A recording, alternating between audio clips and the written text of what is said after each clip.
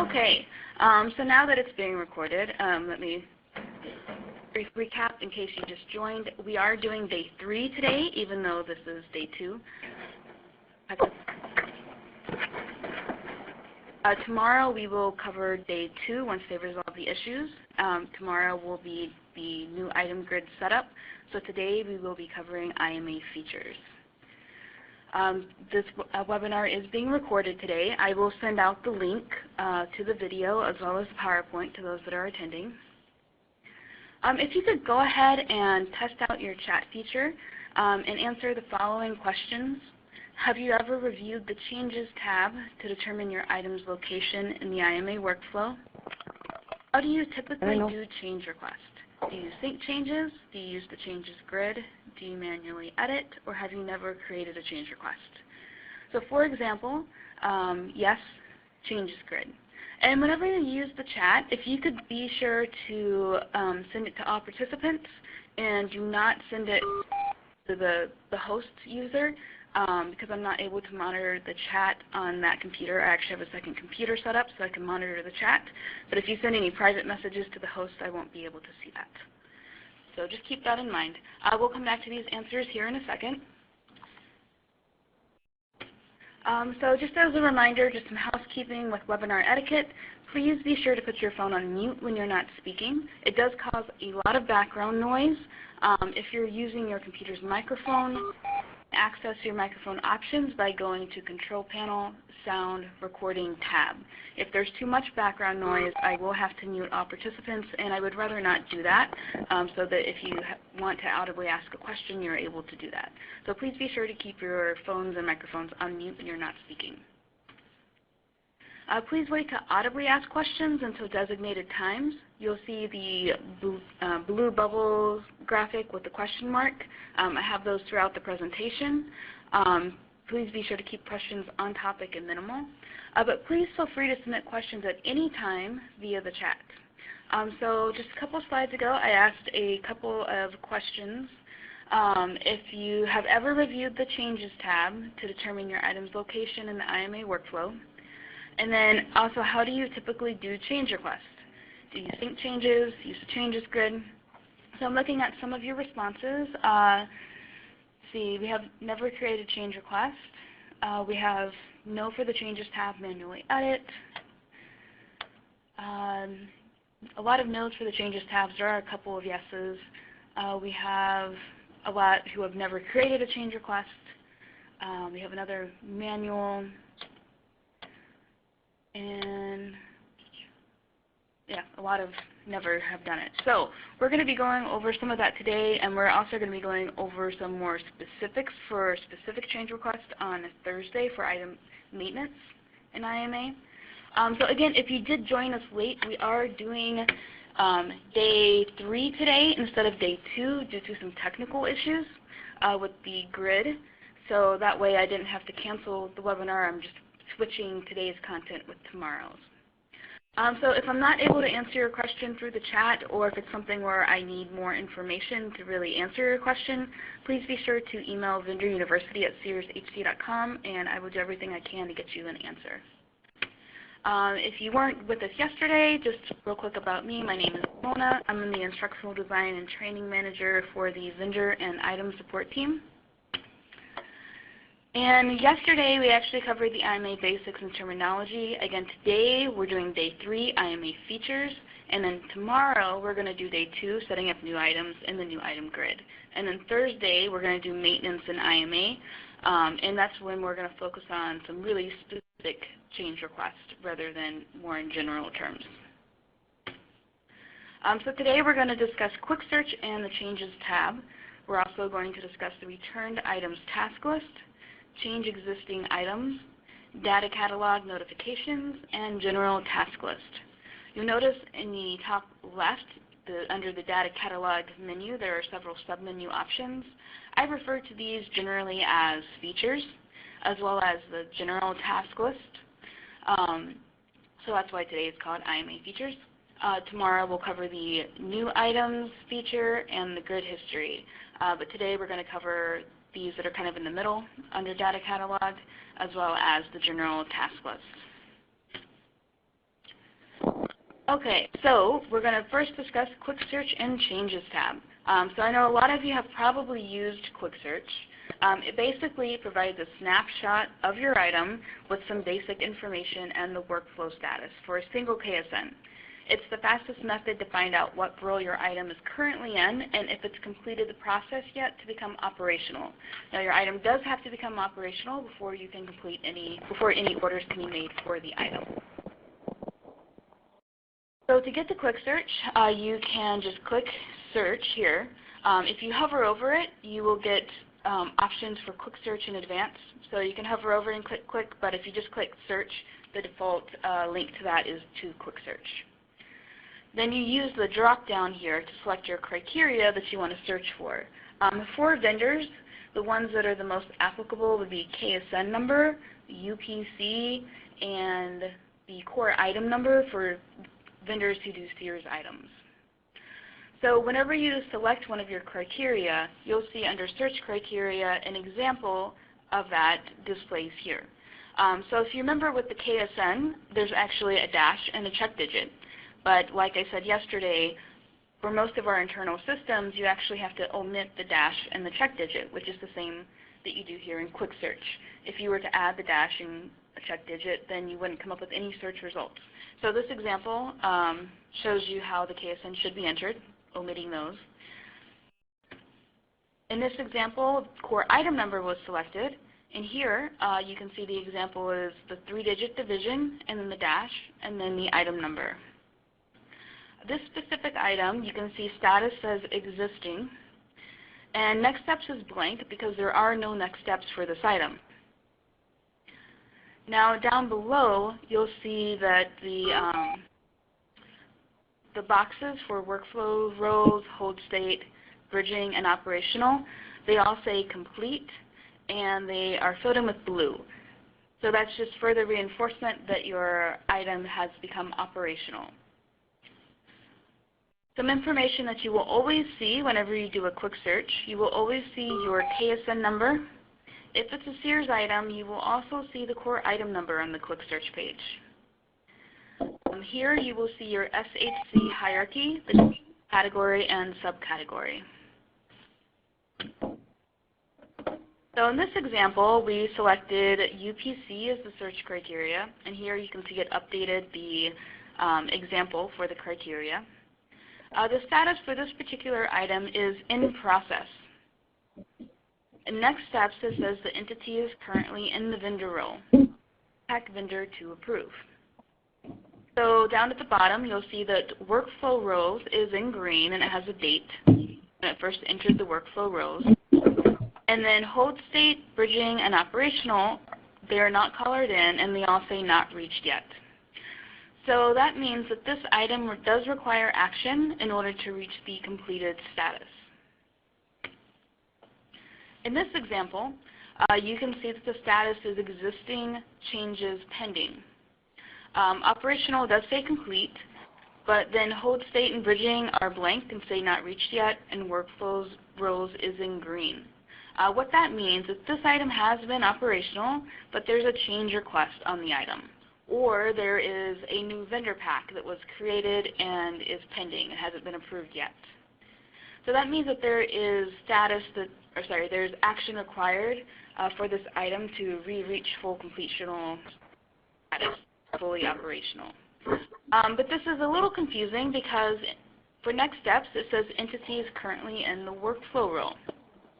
Well, the workflow role can refer to any of the manual roles within IMA. So that could mean the vendor role, the merchant, inventory, or supply chain role. So while the Quick Search can be helpful as a snapshot to help you determine where your item might be and the status of it, it doesn't always give a complete picture for your item. So to view kind of more details, you would click the Changes tab, which is located here on the very far right. And then it loads this screen, and you can see under Workflow State that says Vendor Create / Review Entity. So on the previous screen, again, it says entity was in the workflow role, but we didn't know which of the manual roles that referred to. So if you were to click the Changes tab, then you could see that it's actually in the vendor role. And that means that it would require action on your part to get that moving through whatever the change is or the new vendor pack and get that back to operational.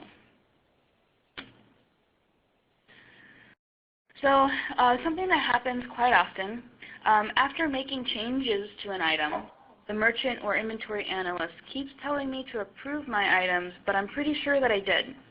And when I do a quick search for the KSN, it shows that it's in the merchant role. So here you can see this example.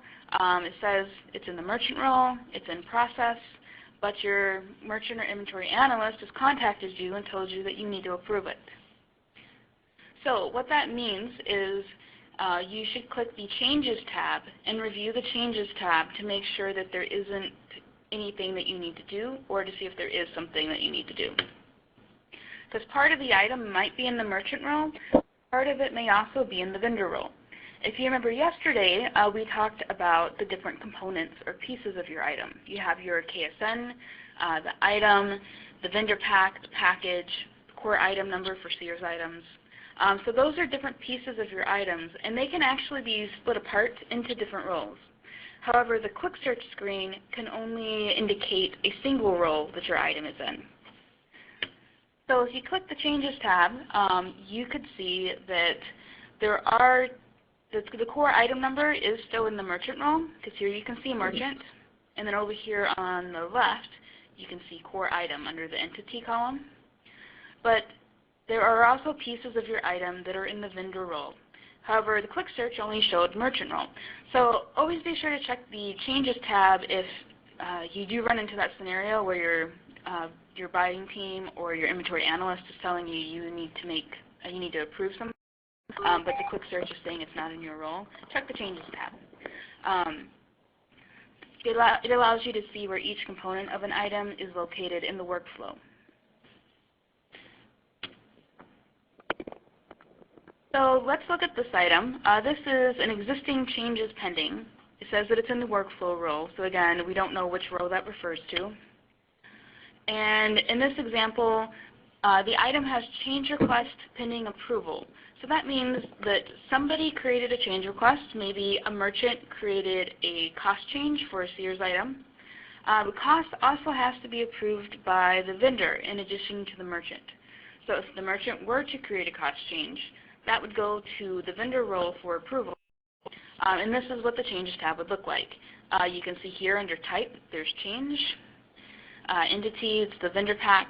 The change detail, you can see it says Cost, so that you know it's a cost change. And Workflow State, Vendor Review. So that means that the vendor needs to approve this cost change.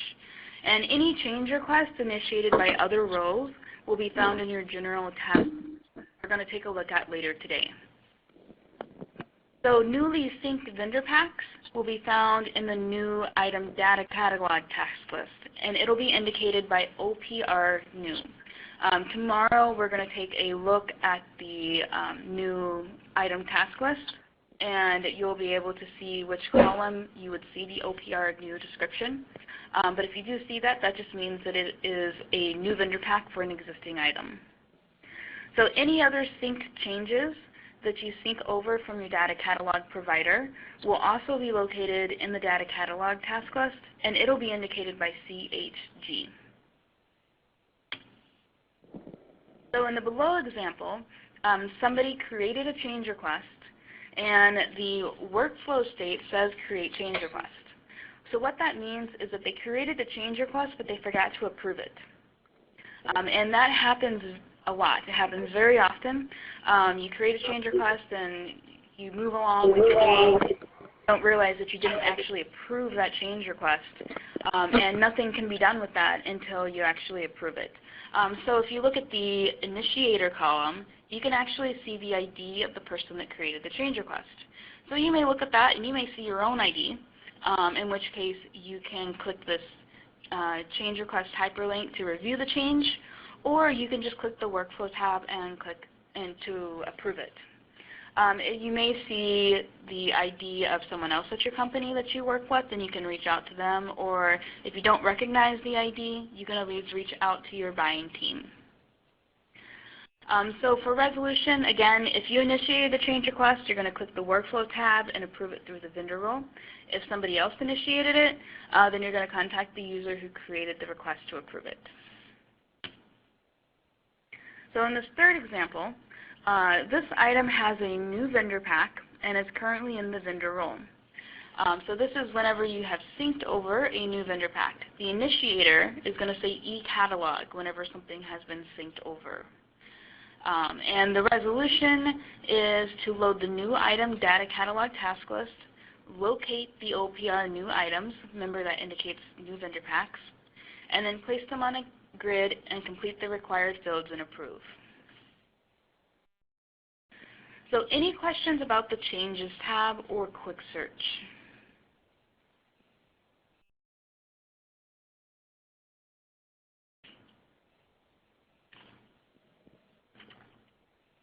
Okay, we're going to move on to Returned Items Task List. And real quick again, because I did hear some people join a little late, in case you missed it, we are switching today's content with tomorrow's due to some technical issues we were having in the training environment with the grid. So today we are covering Day 3, IMA features, and tomorrow we will be covering the new item grid. So I just wanted to update you on that in case you did join late. Okay, so the Returned Items Task List. If an in-process item is returned to the vendor role for updates, it's going to go to your Returned Items Task List.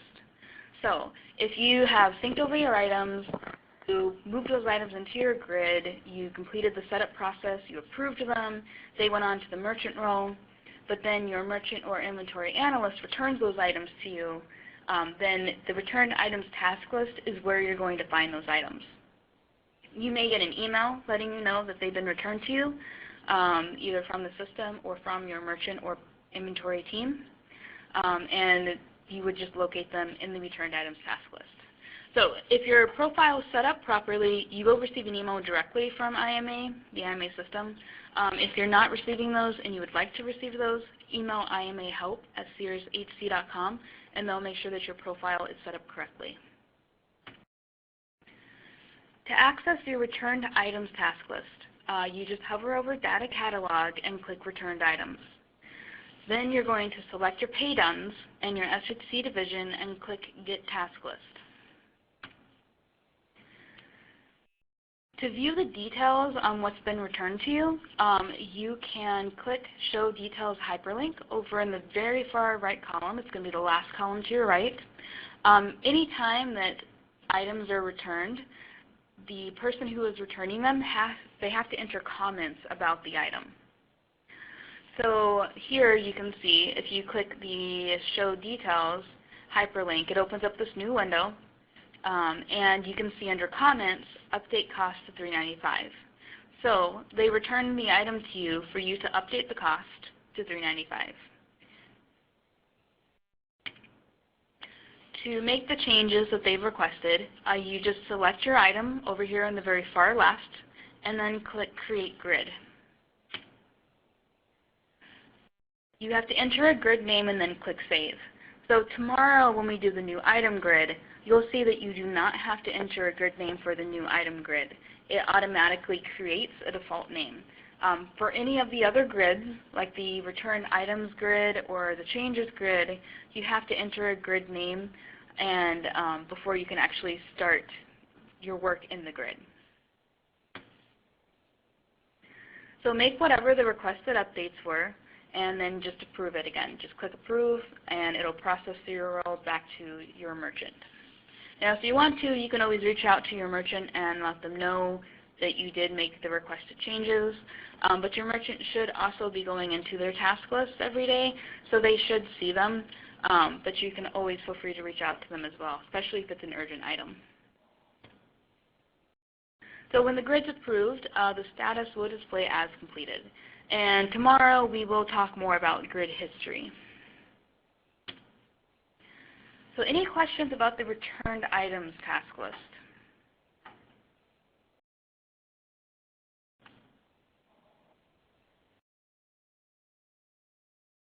Okay. So we're going to move on to change existing items. So there are a lot of a lot of changes that can actually be synced over from your data catalog provider. We do accept changes and updates to in-process and operational items from the data pool catalog for specific fields. This page lists some of the fields that we will accept changes for from your data sync provider. For example, if you wanted to change your dimensions, you could sync those changes over from your provider rather than creating them manually in IMA.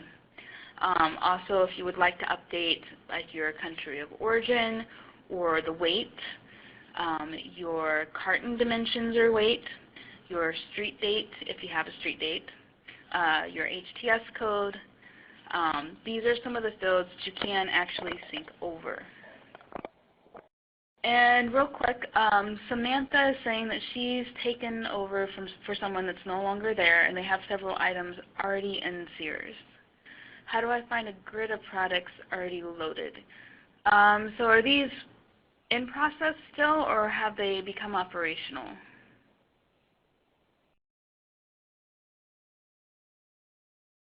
They're operational. Okay.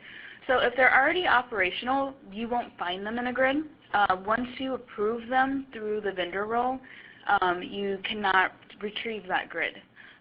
So if you do not have the information for those items, like the KSNs, you can always reach out to your buying team and ask them to provide that information for you. Does that answer your question? Okay. Great.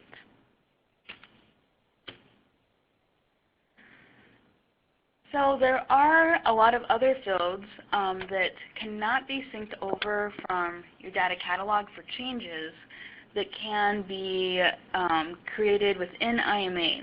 And many of these changes can be created using the changes grid. Now, a lot of vendors really love the changes grid because it can save a lot of time. Instead of creating changes individually, one by one, you can create multiple changes at a time for multiple items, up to 50 items at a time.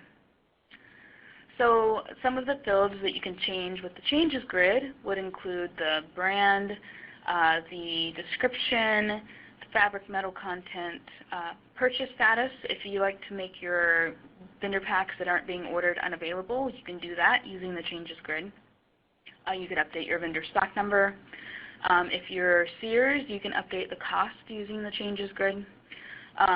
So there's several different fields that can be updated using the changes grid rather than doing them individually. So to access the changes grid feature, you hover over data catalog and click change existing items.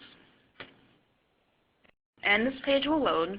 And in the first section, you want to click or select the fields that you want to change. And then in the second section, you can enter your G10s, KSNs, or the core div item numbers of the items to be changed. Now what's really nice about these specific fields when it has the up and the down arrow is those mean that you can copy and paste into the fields. So if you have an Excel file or a Word file with a list of KSNs or G10s, you can copy and paste those directly rather than entering them. So after you've entered your criteria, you click Create Grid. Another option, if you do not know the exact KSNs, G10s, or core div item numbers, you can search for the items that you want to change. You can enter criteria here. If you select too much criteria, you may not get any results back, or it may be too narrow. But if you select too few criteria, depending on how many items you have set up on our system, you may get too many items back. So you may have to play around with it a little bit. I personally would recommend, if you know your items, if you have the exact criteria, I would just copy and paste it here. I think it's a lot simpler. But you would select your criteria and then click Search. And then it would load this page, and you would select the items that you want to do the change request for and click Create Grid. So just like with the returned items grid, you also have to name your changes grid. So you would enter a name and then click Save. One of the really cool features with the Changes grid is whatever fields that you selected in that initial setup screen, they're going to display by default. So they will be in your default view when you first go into the grid. And you will see that up here at the top, that field selection will be selected in the box. And then you'll see these green lines. And when it has the green lines, that's where you enter your updates or your changes.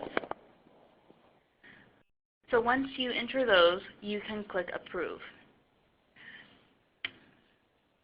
And then just like we're going to talk tomorrow about the grid history and how to resolve errors, you would resolve any errors you run into.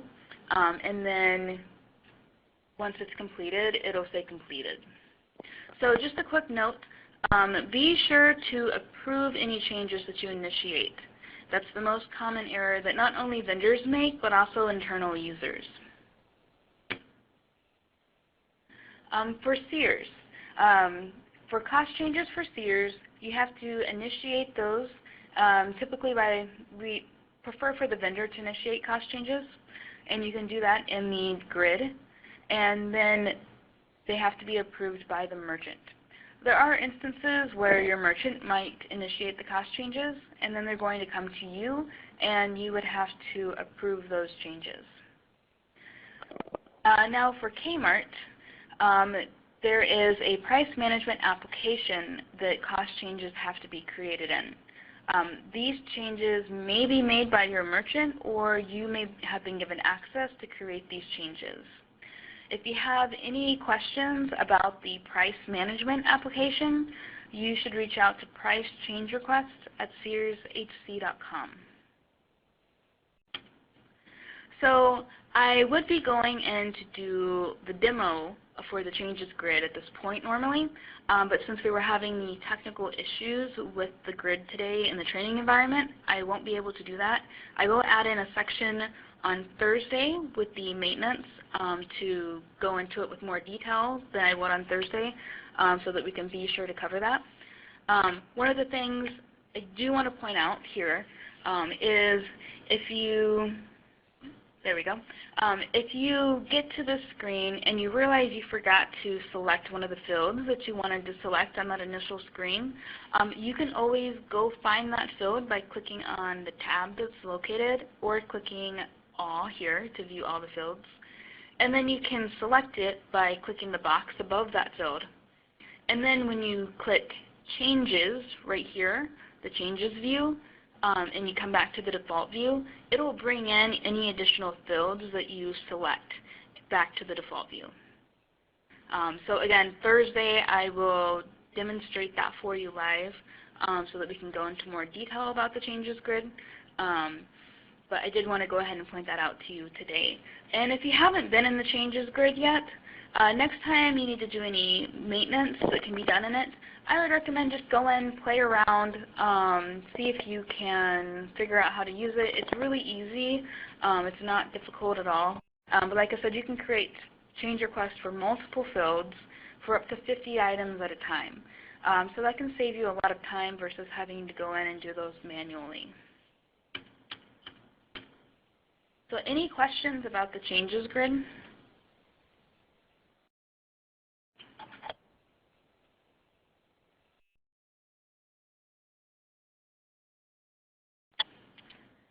Okay, we'll move on to the data catalog notifications. So data catalog notifications page will inform you when new items fail to load during data sync. So if you've synced over items and they don't load properly, you're going to see a notification on the data catalog notifications page. When changes initiated via data sync are either successful or fail. So anytime you sync over changes, it doesn't matter if they go through or they don't, you are going to see some sort of notification about those sync changes regardless. And then finally, your items have been changed or deleted by an internal role. So if you have items that you were going through the setup process for, and you've approved them already, and then let's say that before those items become operational, the buying team either renegotiates with you and decides not to order those specific items or something, and then they delete those, you will actually get a notification that those items have been deleted by an internal role. So real quick, I have a question from Samantha. I know we're going to work on creating new grids tomorrow, but I've loaded 7 new items through OneWorld Sync, and they are in IMA in the vendor role. I can search for each item, but is there a way to search and see all 7 items in a list? Have you tried accessing it through your new item data catalog task list?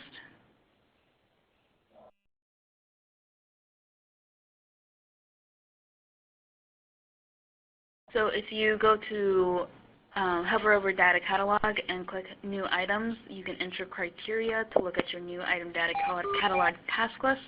That's where you access any items that you have over, and that's how you get them into a grid so that you can work those through and add any additional required fields and approve them. Okay, so it sounds like tomorrow will be really beneficial to you. I do apologize that I had to switch those days around, but I didn't want to just go through the PowerPoint presentation. I wanted to actually get into the system so that you guys could get a lot more out of it. So tomorrow should answer all your questions with working new items through the grid.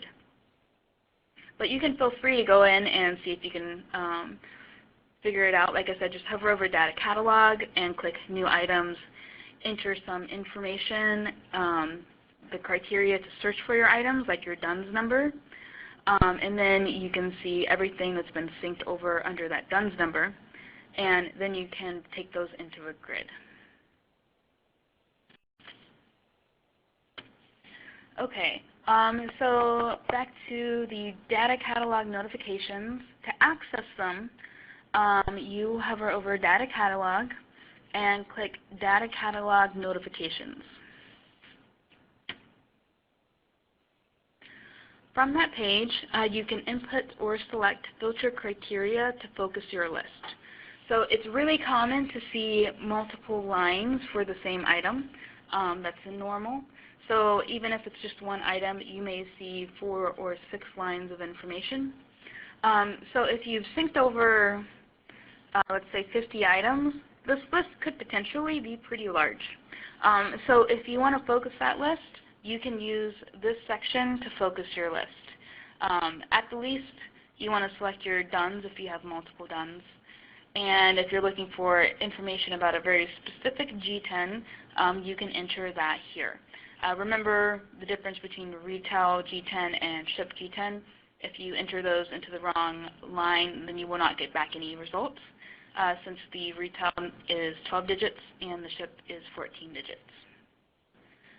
So enter your criteria and click search, and it will focus that list for you. You can look at your notification code and notification description, and it provides detailed information about the status of the item submitted. So if you click on this right here, it is the notification code icon. You can view the legend for all of these codes. So here you can see it's E1 through E8. So E1, SHC was not able to load the item into IMA. So if you do an initial sync over and you go to your new item data catalog task list and your item isn't there, come check the data catalog notifications. And if you get E1, that means that it did not sync over whenever you tried to sync over a new item. E2, change request failed because of SHC business rule violations. E3, change request deleted by an internal user. Change request returned by an internal user for E4. And change request modified by an internal user. So E2 through E5, if you get any of those codes, those are related to change requests that you have synced over from your data sync operator. For E6, delete not processed, I believe that means that a new item that was synced over and processed through your role was deleted by an internal role. And then E7, change is operational. If you remember, I had said that, that it notifies you whenever a change is synced over, regardless of whether it's successful or it fails. So if it's successful, you will get E7. And then E8 is delete processed, and I think that's closely related to E6, because you can't actually have operational items deleted. So I think those are kind of maybe interchangeable or just really similar, where you have a synced over item that gets deleted by an internal rule. So the notification descriptions provide specific details for item status, the reason for the outcome, and possible corrective action. So real quick, the notification descriptions, they're here on the right, whereas the notification codes, those E1s through E8s, are here just to the left of that. So reviewing this information can help you determine where you may have had an issue with syncing over a new item or a change, and possibly how you can correct it. However, just keep in mind that your data sync provider is a completely different company from SHC. It's a third party it's outside of SHC, it's a third party. So while we have the data catalog notifications, we cannot actually go into your data catalog account to look at your items in detail. So if you're having a lot of issues syncing over items, we would encourage you to reach out to your data sync provider for assistance. If you do not have the numbers for, like the contact number for your data sync provider, we do have the contact number for One World Sync and OpenText GXS. If you're using a different data sync provider, we most likely do not have that information. But just reach out to your data sync provider directly, because again, they are a completely different company from SHC. We do not have access to your data sync account. Oh, and one last call out, notifications are deleted after 30 days. So if you do not touch any of these notifications after 30 days, the notifications will clear out. Now if you'd like to do housekeeping on this list, if you use this for reference quite a bit and you have a lot of items synced over and your list is getting really long, you can select the lines that you want to remove and then click remove up here at the top right, and that way you can kind of keep your list cleaned up if this is something that you use on a regular basis. Otherwise they're going to delete themselves after 30 days. So any questions about the data catalog notifications?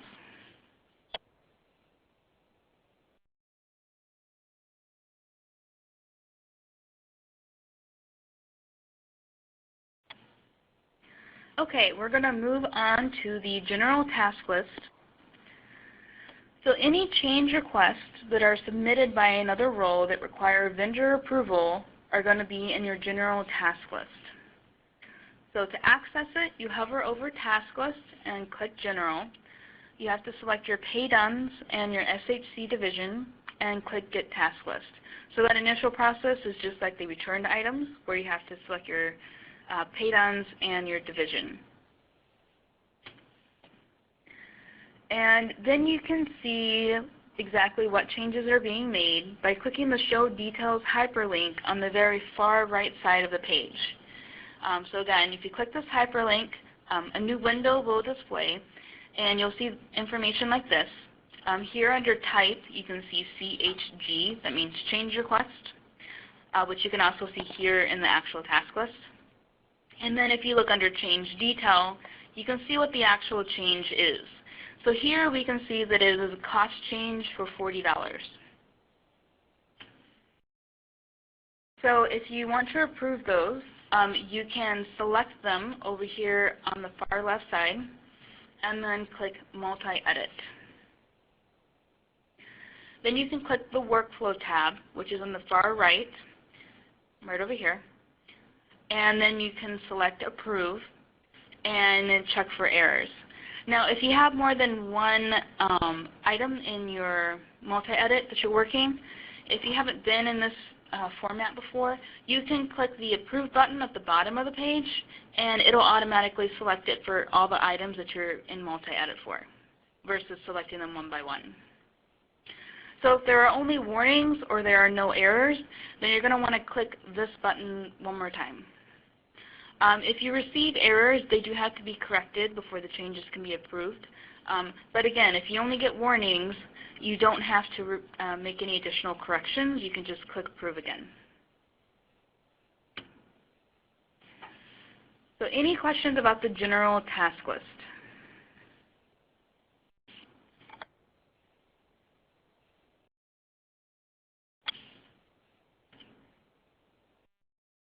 Okay, we're going to review some key points because I know we talked about a lot of different things today with the IMA features. So quick search is a snapshot of an item, and it may not be accurate with the location of the item because those pieces of your item can get separated into different roles. So view the Changes tab to view where each component of the item is located. You may find this really helpful because the help desk actually gets a lot of questions from both vendors and internal users trying to figure out where their item is, like where it really is beyond the quick search page. And instead of emailing the IMA help desk and waiting for them to get back to you, if you were to look at the Changes tab, you might be able to answer your question just by looking at the Changes tab. So we do only have 4 people on our help desk, and they do serve all of our vendors and all of our internal users. So while they do get back to you in a pretty good amount of time, sometimes if there is a large influx of requests, it may take a little bit. So feel free to check the Changes tab to see if you can find the answer to your question on your own. Also, in-process items returned to the vendor role for updates will be located in the Returned Items task list. Then change requests for some fields can be synced over from your data sync provider. After syncing, approve the changes from the New Item Data Catalog task list. Some fields can be updated using the Changes grid or Change Existing Items feature. So it's the same thing. The Change Existing Items feature is the Changes grid, but I just wanted to call that out because some people will only refer to it as the Changes grid, and if you don't know that those are interchangeable, that can get confusing. So I just wanted to call that out. And then multiple change requests for up to 50 items can be done at a single time. You'll review your data catalog notifications for details on items that fail to load during sync, or to confirm whether changes initiated via data sync were successful or failed. And then change requests submitted by another role that requires vendor approval will be located in your general task list. So those are your key points. Like I said, we covered quick search, the Changes tab, Returned Items task list, Changes grid, the data catalog notifications, and your general task list. So do you have any questions at all about any of those? So Samantha's asking if it's possible to email me after the webinar because when she looked under, yep, you can feel free to email me directly at vendoruniversity@searshc.com. Please provide any details I may need, such as your DUNS number or some G10s, maybe even a screenshot of what you're seeing. That helps me to be able to help you more quickly when you provide that information. So does anyone have any other questions?